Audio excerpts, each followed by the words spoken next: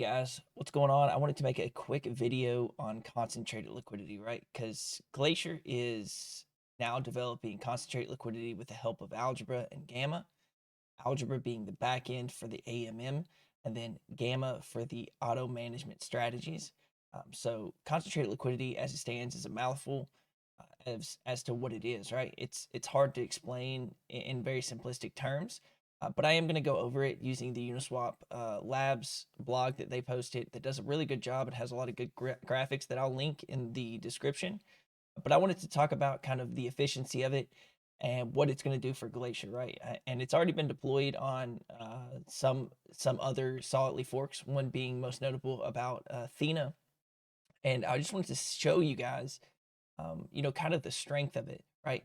And the reason that I think it's going to be so bullish for Avalanche and also Glacier is because notably we have lower TVL than most other chains and less volume.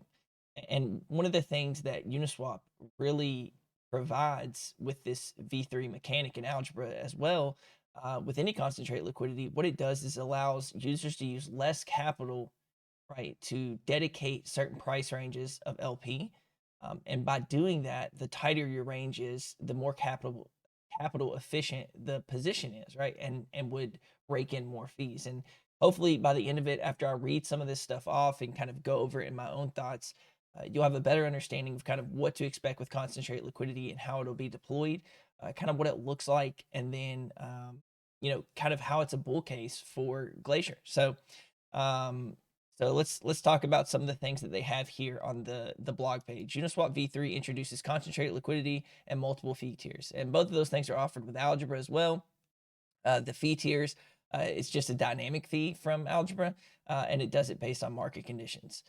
So let's go to the first topic where it talks about Uniswap V2, which is technically what our swap module is right now. Our AMM has used the Uniswap V2 model. Liquidity is distributed evenly along an X times Y equals K price curve. So what that essentially is saying is that for an asset, any asset, when you LP, you literally have an infinite price value on it. So you could have liquidity for Ethereum if it's $1 all the way up to $1 million in any asset like it. You provide for an infinite range of prices. And that's great because that's the style that we used for probably 5-10 years in DeFi. But things are advancing, and we realize that we can be more cost efficient and capital efficient with these LPs by dedicating them in certain price ranges. So instead of, in simple terms, instead of providing infinite price range on it, like let's say Ethereum and DAI, you're only providing it if Ethereum is between the prices of, let's say, 1850 and 1950, right? With only $100.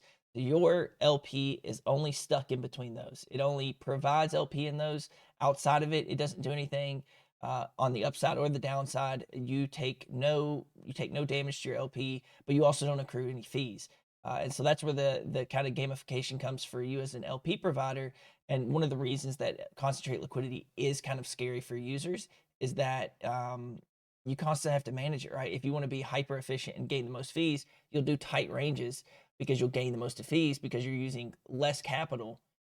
You need less capital. So if you're using the same $100,000, let's say, in a tight range, it's as capital efficient as using $1 million in an infinite range, right? And the tighter it gets, the more efficient that same small amount of capital gets.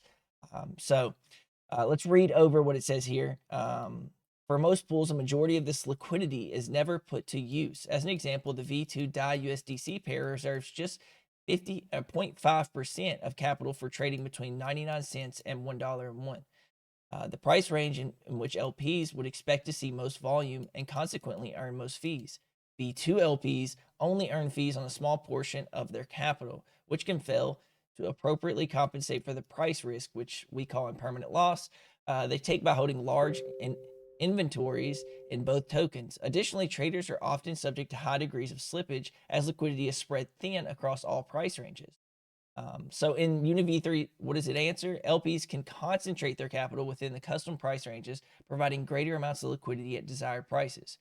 So they have a quick little graphic here, and we'll watch it. And you've probably seen this exact graph of people doing it. But again, it really doesn't explain the process of concentrated liquidity to retail very good using just this kind of curve graph. Um, but LP can combine any number of distinct concentrated positions within a single pool. For example, an LP in ETH DAI pool may choose to allocate $100 to the price ranges $1,000 to $2,000 Ethereum, and an additional $50 to the ranges of $1,500 to $1,750 Ethereum. By doing so, an LP can approximate the shape of an automated market maker or active order book. Users trade against the combined liquidity of all individual curves. So essentially, a bunch of people are saying, I think Ethereum will be here, or I want to put my liquidity at these prices. And so by doing that, you have a spread of different versions of liquidity, and probably the most being almost like a curve, right? Because most of the liquidity would be in the current price range, and then there would be some in the excess hoping to catch falling knives or increase in prices, things like that. And so let's see what this one is. Infinite infinite strategies. And again, that one's not as important. I really like this one right here, is talking about capital efficiency. By concentrating their liquidity, LPs can provide the same liquidity depth as V2 within specified price ranges while putting far less capital at risk. And they give a great example that we're going to look at. But again, let's watch this. More fees for less. I think this is the one that I really liked. You're going to start seeing that so this is if the price, like a regular LP, it's pretty much infinite prices or just setting a wide range, right? This is like for an Ethereum asset of being $25 to 2.5 million, and watch the capital efficiency grow as it shrinks, right? And so as you shrink your price range of where you want to keep your liquidity at, you're going to see you're going to be gaining. And by capital efficient, it's talking about the fees that you would accrue. So keeping it in these price ranges would accrue more fees. And you're going to see that here with the example. Alice and Bob both want to provide liquidity in ETH DAI pool on Uniswap v3. They each have $1 million. The current price of ETH is 1,500 DAI, which is $1,500. Alice decides to deploy her capital across the entire price range, similar to Uniswap v2. She deposits 500,000 DAI and then another $500,000 worth of Ethereum. Bob instead creates a concentrated position, depositing only within the price ranges of 1,000 to 2,250. And again, the current price is 1,500. So 1,500 to the middle, and they put a pretty big price range around that. He deposited 91,000 or about a total value, and then 61 ETH, which is a total value of 183,000, right? So comparatively to Alice and Bob, Alice has put in 1 million of her capital, and Bob has only put in 183,000. So significantly lower, about 70% lower. So while Alice has put down 5.44 times as much capital as Bob, they earn the same amount of fees as long as ETH DAI price stays within that range of 1,000 to 2,250, which it has been happening over the last 6 months. And so if you look at this graph here, let me see if I can zoom in. So this is Alice's position. She's on the V2 strategy, Bob's V3 strategy. You can see that he has 816,000 of his million remaining, so he can go and invest that in anything he wants, while Alice is stuck with the 1 million in the Uni V2 method. So after 1 year, right, the capital efficiency is about 15% for Alice, and she's only gotten off the LP alone 50% APR. And Bob's V3 strategy for a 12-month period on fees alone has netted them 314% APR, which is insane, right? They've gained literally massive amounts of difference with way less capital. So they're going to be earning more, right? Or the same as Alice with 5 times less capital. In my opinion, that's absolutely phenomenal for new users that want to get in. And I think this will start taking over the majority of liquidity provided in the DeFi ecosystem. So it's important that you know that, because the same capital that we have in the ecosystem of Glacier right now can now be deployed into much more efficient capital management. And by doing so, much more fees are accrued. And those fees, of course, go directly back to the Glacier holders. And I'll tell you where Gamma comes in here in the short term. But it's also a fantastic position for you all for maybe, I don't know what Ethereum would be trading at, or I don't feel comfortable setting up price ranges. And I don't want to have to constantly look over and see if I'm gaining fees still because of market volatility. And those are great points. And I think that Gamma really answers that, which is why I'm happy to bring it in. So Bob's custom position also acts as a kind of stop loss for his liquidity. Both Alice and Bob's liquidity will be entirely denominated in ETH if the price of ETH falls to zero. However, Bob will have just lost 159,000 versus Alice's 1 million. Bob can use this additional 816,000 to hedge against downside exposure or to invest in any conceivable strategy, right? So it's saying that pretty much if ETH were to fall to zero, which would be like the biggest black swan event ever, but just as an example, Alice has lost a lot of money, right? But Bob has not used as much capital to be involved in this position. So him as a user would have much less risk and also has capital to hedge against that risk, which essentially is saying that they can be investing in other strategies that may be a little bit more solidified so that they can either gain much slower rates, but hedge against that position of 183,000 that they put in this V3. Let's see. And this is if the LP position value goes to zero. You can see that, of course, 100% of ETH goes to Alice's V2 strategy in the current model of Uniswap V2. Remaining capital would be $0 out of the million. And the V3 strategy, of course, Bob's remaining capital that he did not invest in these positions is 816,000. Instead of providing equivalent liquidity depth as a V2 LP with less capital, V3 LPs can choose to provide greater depth with the same amount of capital as their V2 counterparts. This requires taking on more price risk and permanent loss while supporting greater amounts of trading and earning higher fees. LPs in more stable pools will likely provide liquidity in particularly narrow ranges.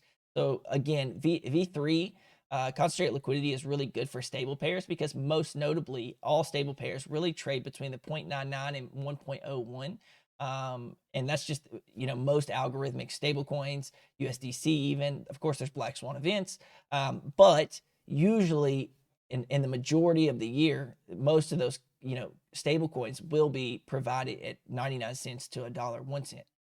So that's really where concentrated liquidity strives and makes an abundance of a difference. It would provide the same depth as 5 billion in, okay, so this is a good example. If the 25 million currently held in Uniswap V2 DAI USDC pair was instead concentrated between 0.99, 1.01 in V3, it would provide the same depth as $5 billion in Uniswap V2, as long as the price stayed within that range. So the 25 million in the V2 DAI USDC pair, if it was concentrated, right, it would provide the same depth in terms of liquidity for you as a trader, right, between these tokens as 5 billion in the old Uniswap V2.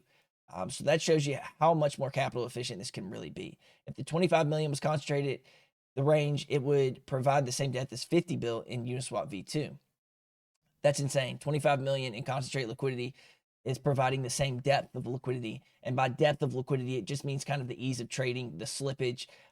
If you're trading one currency for the other, it provides the same depth as 50 billion in Uniswap V2. So you can use this tool below and you can see the different price ranges. And this is showing the current price of Ethereum is 1820. And we can set up a wide range. Capital required for a V3 position and a V2 position, almost the same because we've set it out extremely wide. But as we come in, you're going to see that we are 9 times more efficient in these narrow ranges, right? 1,500 to 2,000. We have a huge capital efficiency. And you could see here that a V3 position to earn the same amount, right? This is to earn the same amount, would be 150,000 for you as a user providing concentrate liquidity versus 1.7 million required to get that same capital efficiency or to earn the same amount of fees in that old school V3 or V2 position. Sorry. So that's the mass majority of it, right? It's providing liquidity at certain price points and adding depth to trading with these V2 models. It's an amazing advancement that Uniswap has developed and Algebra and their team has developed. And so there's a ton more to talk about, and I'll link this again. You can read more over it, but my goal here was to give an overview of kind of how we're going to see it, right? And the next thing would be, and making sure that I don't fit anything here. Yeah, so that's the majority of it, right? And then the last thing is, where does Gamma come into play? Well, Gamma really provides a great opportunity for users that don't want to manage these strategies on their own, right? So the goal here is, and you can see it powered by Gamma here on QuickSwap because they have it and they've had it for quite some time, is you can actually, and this usually has narrow and wide. And so you can see the narrow price here being about minus 14% and plus 25% from the current price of Matic. And so what it essentially allows you to do is select two strategies, right? You get a strategy in it that auto manages it and moves your liquidity around based on the current volatility of the asset. Now, it's not perfect, obviously. Nothing is. But if you're looking for a way to coast and concentrate liquidity and obviously be more capital efficient, rake in more fees for the platform or yourself, Gamma is an amazing opportunity for Glacier, and will be an extremely bullish scenario for the amount of fees that go back into the bribe ecosystem. Just in comparison, if we're looking at something like Trader Joe comparatively to our BTC asset, they're doing with their V3 pools, with their liquidity book, I think they're doing about 3 million a day on the same liquidity on their BTC pairs us, and we're doing about 50 to 100K on a good day. And just the fees alone on that, right? They're actually sometimes even providing higher fees than ours, but because it's so efficient, they're getting marked in the aggregators as the best route. And so the fees accrued is usually about $400 on these BTC pairs or most of our core pairs. You're going to see them most notably go up to about 4,000 all the way up to 8,000 depending on the amount of activity we get on the platform itself. So I think it's going to be a huge scenario for any V Glacier holder that wants to provide voting for these emissions. And as a concentrate liquidity provider, of course, you'll have an opportunity to not be a part of that gauge and earn fees on yourself, but also provide it for the Glacier token and earn emissions. So it'll be a really good spot to be in.